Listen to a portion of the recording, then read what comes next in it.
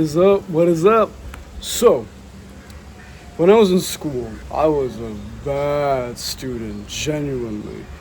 I would get below average grades, and what would happen was like, because I was big on playing video games a lot, I would spend most of my time after I came back home just playing video games.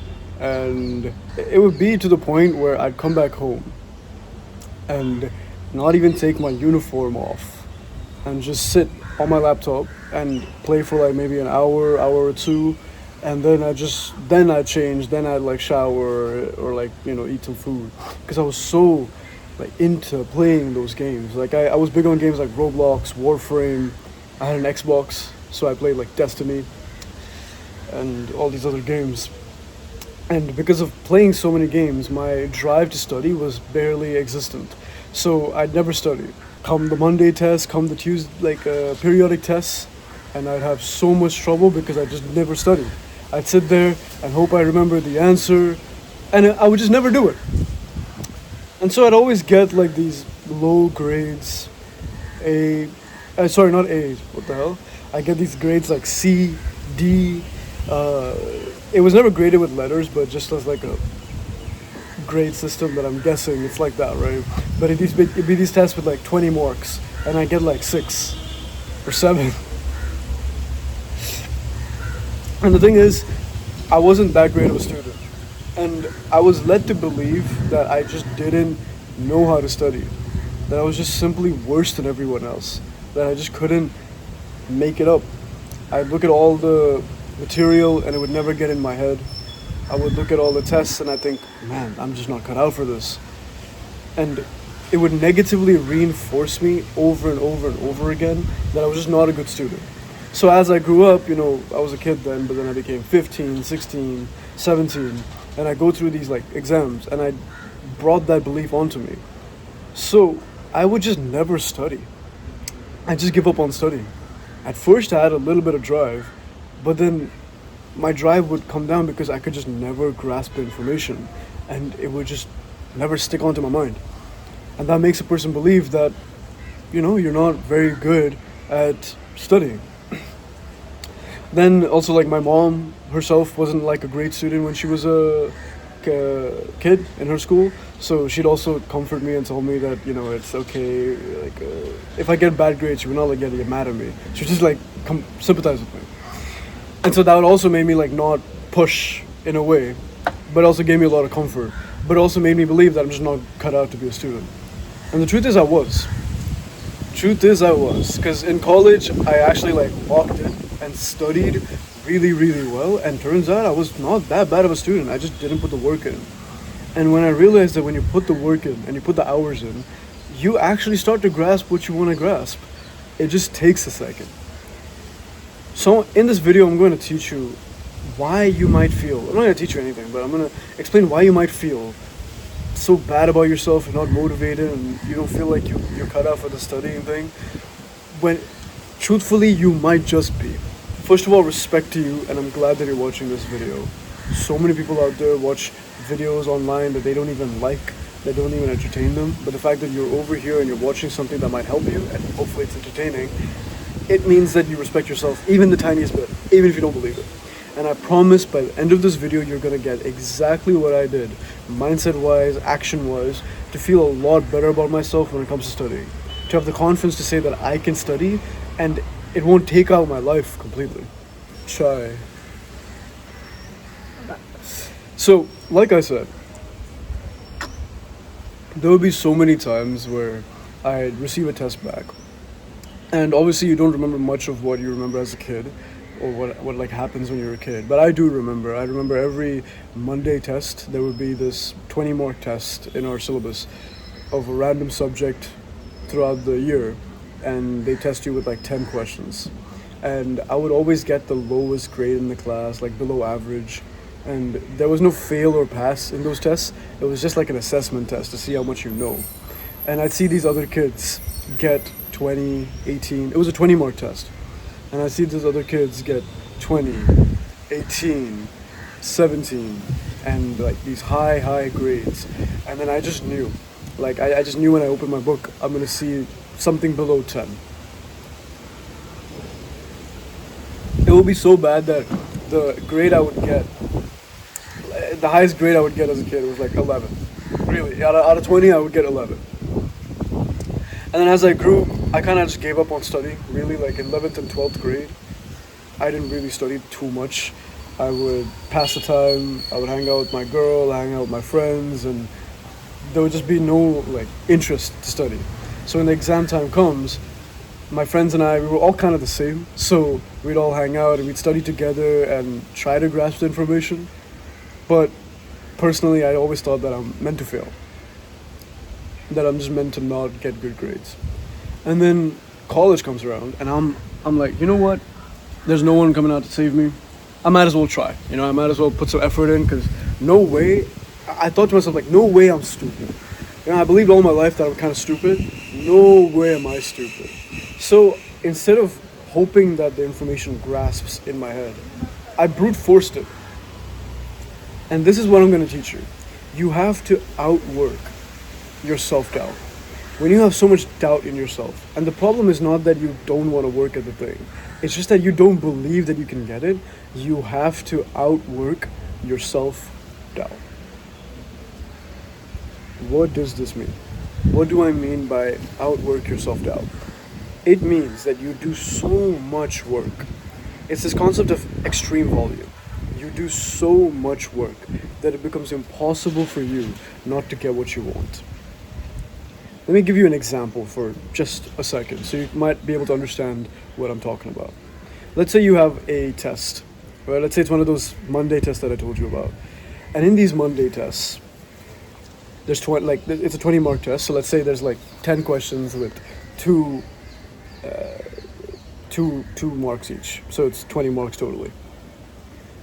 If you studied and you practiced 10 practice questions for the test, then congratulations, you broke even. You studied 10 questions that might come for the exam, and then you go to the exam and maybe you get like 60%. You get like 14. Now, that's great, right? Especially if you're a good student, you might be able to grasp stuff very easily. But when you're not that good at studying, just like me, you kind of have to brute force it. You have to do so much volume that it becomes impossible for you to lose. So, for example, let's say I made you sit down and do 30 questions. 30 practice questions. Like you studied the chapters, this is chapter 5, 6, and 7. And I made you sit down and I gave you 30 practice questions with that chapters in mind, because that's what's coming for the exam. Now you've kind of over-prepared. You did 30 questions instead of 10. And now let's say I made you do 50 questions. 80 questions. 100 questions. 100 questions for a 10-question exam. Now, what's the probability that you don't do well? Really fucking low, right? Like, really low. You think that working hard, you think that you need to be smart to overcome this exam. But something I learned from the girl I'm talking to now, and also just like some friends I've seen, is that sometimes you just gotta brute force it. You just gotta work so hard that you outwork your self-doubt. And you find out that the work is so fun when you realize that eventually you're gonna reach a point where the probability of you losing is really, really low. Remember when I told you that I played this game called Warframe, right? And it's kind of a tangent, but it'll make sense in a second, trust me. This game, Warframe, a lot of it's numbers based, right? It's like an MMORPG, it's aliens, you shoot guns, you get like upgrades and stuff and whatever. But the main thing that I loved about the game is that it was numbers based. Like I saw the damage numbers go up, I saw the accumulated time play go up, I saw the resources go up, and that number going up created a dopamine hit. So I got to thinking, like, why don't I do the same thing for studying? So in college, especially for the subjects I was shit at, like absolutely garbage at, I was very, very bad at math. I was good at other subjects, but I was very, very bad at math. Just for math, what I would do every morning is that I'd get up and I'd have like a black coffee, right? Similar to this chai, I would have a black coffee. And what I would do is I'd get the black coffee brewing and I'd set up my laptop and I'd get out a notebook. And so in college, we learn about financial math and very calculations based. So what I would do is, since I was so bad at math and I had no teacher, I would never attend the classes because I never understood anything in the classes. So what I would do is I would self-study. And mind you, in my whole life, I don't think I've passed math like more than 3 times. So I'm very, very bad at math. F student.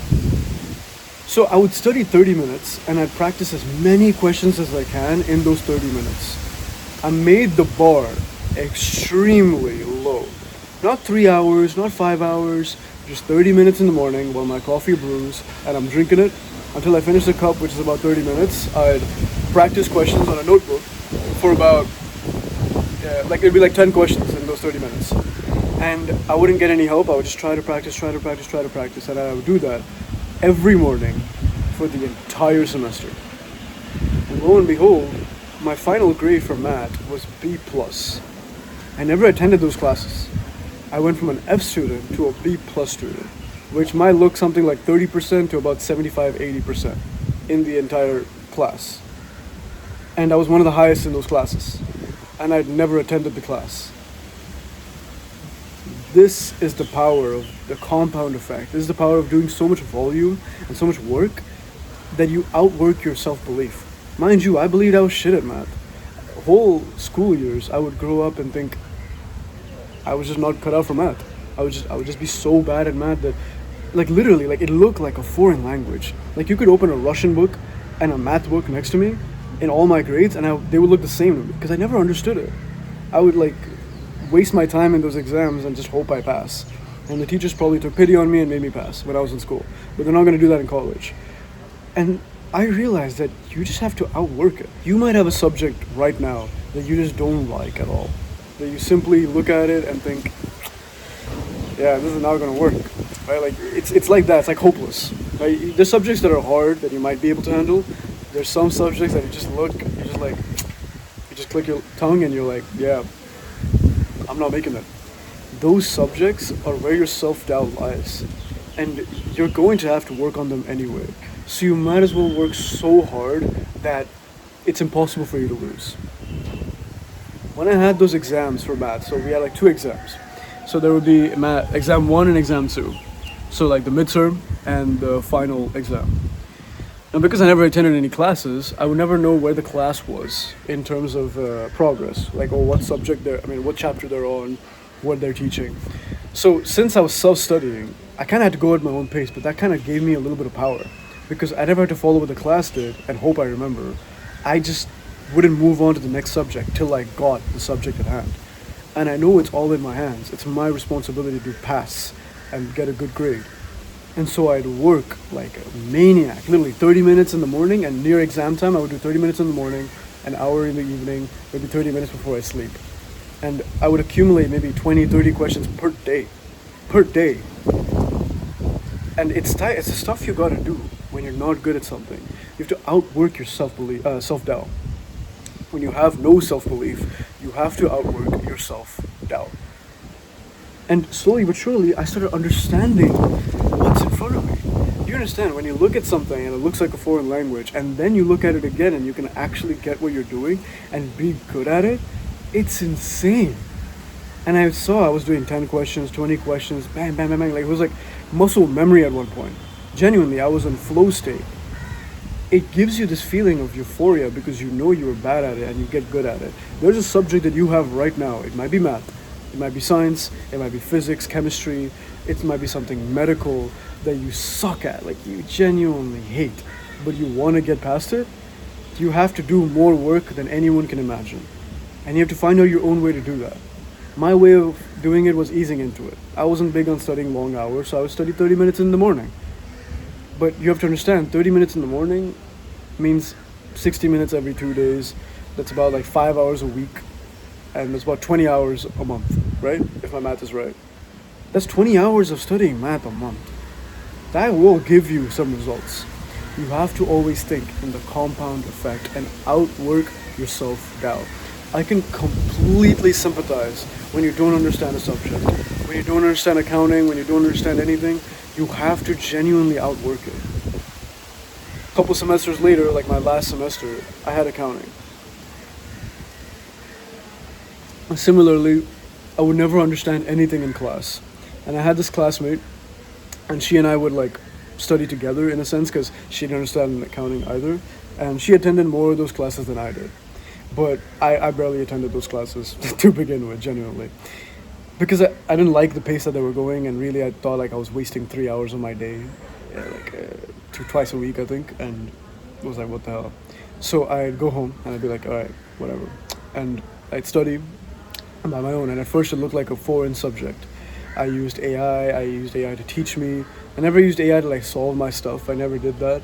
I would just use AI to teach me, and I'd practice and practice and practice every morning, every night. I'd wake up and go for runs, and I think before or after my run, I practiced maybe 30 minutes, 40 minutes. I did the same thing with the math subject, but this time for accounting. And I did good. I think I passed with an A. If I'm right, holy shit, yeah, I think I passed with an A. Mind you, this is accounting we're talking about. Accounting is math. I think I failed both accounting subjects in both my 11th and 12th, except for my last like final grade. I used to be so bad at accounting. But like, just like that, it doesn't matter what your base knowledge of something is. It's the amount of work you put in to learn it and actually get good at it. My mom was so surprised. Like, I saw the look on my mom's face. She was so happy because she knows I sucked at accounting. She put me at so many accounting training classes, like coaching classes, when I was back in high school. I didn't understand shit, and it was like a waste of her money and my time. But when I learned that it's just that I have self-doubt, and I outwork that self-doubt, you genuinely see the other side. And I'm not saying this to say I'm like this great guy. I'm not. I'm an idiot. I'm a dumbass. This whole video, I'm trying to tell you that I'm just a dumbass. And you might be too. And that's okay to admit, because that means once you admit it, you're on the other side. All that's left is to do the work that you're supposed to do. You might need 50 hours of studying the subject to get better at it, but it's not 50 hours at once. You don't need to show 50 hours tomorrow. You just need 50 hours of training before the exam. That's like, if you do 30 minutes a day, you'll get that in 2 months. If you do an hour a day, you'll get that in a month. There's levels to this shit, and you have to treat it like a video game. Especially if you're a gamer, especially if you're like my age and you like play video games, you like seeing the high score and stuff. Like, that's me. You know, I like seeing numbers and high scores, streaks. And so, if you genuinely think that you can do it, you'll do it. You need to put those hours in, those minutes in, those practice questions in, and outwork the hell out of your self-belief. Remember what I told you, that if you do so much volume, it'll be unreasonable for you to lose? That's exactly what you should do. Look at the math textbook, look at the accountancy textbook, look at the physics, chemistry, I don't know, whatever subject you have. You know what subject I'm talking about. Look at it and think, you know what? It might be a 30-question exam, but before the exam even pulls up, the exam week pulls up, I'm gonna do 500 practice questions over the next week. And let's see if I still think I'm an idiot. Let's see if you gotta have this level of ego. Like, it's bad to have ego, but it's good if it's only benefiting you and not hurting someone else. Have this level of ego, have some pride and have some self-respect, and think like, hell yeah, like I can do this. Hell yeah, it's gonna suck. It's gonna suck doing all these questions, but at least I'm guaranteeing success. And that's the level of energy you should have.